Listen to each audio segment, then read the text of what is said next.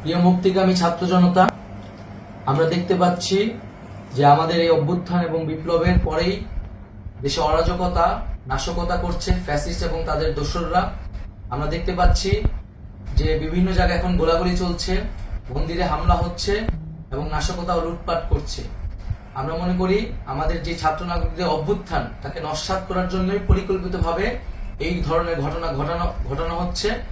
আমরা মুক্তিকামী ছাত্র জনতাকে সজাগ এবং সতর্ক থাকতে আহ্বান জানাচ্ছি এবং আমাদের যে অন্তর্বর্তীকালীন সরকার, আমরা সেই সরকারের যে প্রস্তাবনা 24 ঘন্টার সময় নিয়েছিলাম, জরুরি পরিস্থিতি মোতাবেক আমরা এখনই তার একটি রূপরেখা ঘোষণা করছি। আমরা সিদ্ধান্ত নিয়েছি যে সর্বজন গ্রহণযোগ্য আন্তর্জাতিক খ্যাতিসম্পন্ন নোবেল পুরস্কার বিজয়ী ডক্টর মোহাম্মদ ইউনূসকে প্রধান উপদেষ্টা করে অন্তর্বর্তীকালীন সরকার গঠন করা হবে এবং ডক্টর মোহাম্মদ ইউনূসের সাথেও আমাদের কথা হয়েছে। তিনি ছাত্র জনতার আহ্বানে বাংলাদেশকে রক্ষা করতে এই গুরুদায়িত্ব নিতে সম্মত হয়েছে। আমরা সকালের মধ্যেই আমরা এই সরকার গঠনের প্রক্রিয়া দেখতে চাই।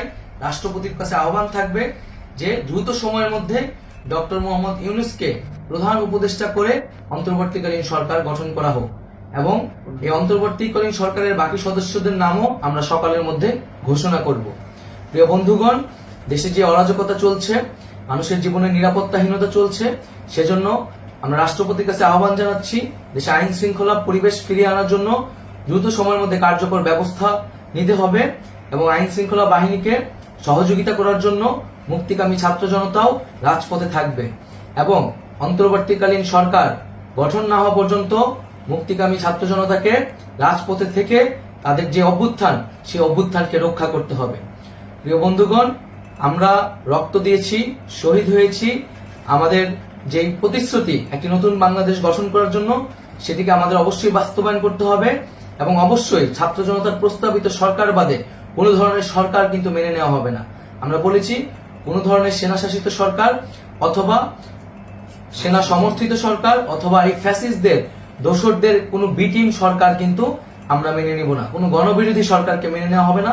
ছাত্র জনতার অভ্যুত্থানকারী যে প্রস্তাবিত সরকার, অন্তর্বর্তীকালীন সরকার, যেটা আমরা সিদ্ধান্ত উপনীত হয়েছি ডক্টর মোহাম্মদ ইউনূসকে প্রধান উপদেষ্টা করে এই সরকার গঠন করা হবে, সেই সরকারকেই বাস্তবায়ন করতে হবে অবিলম্বে।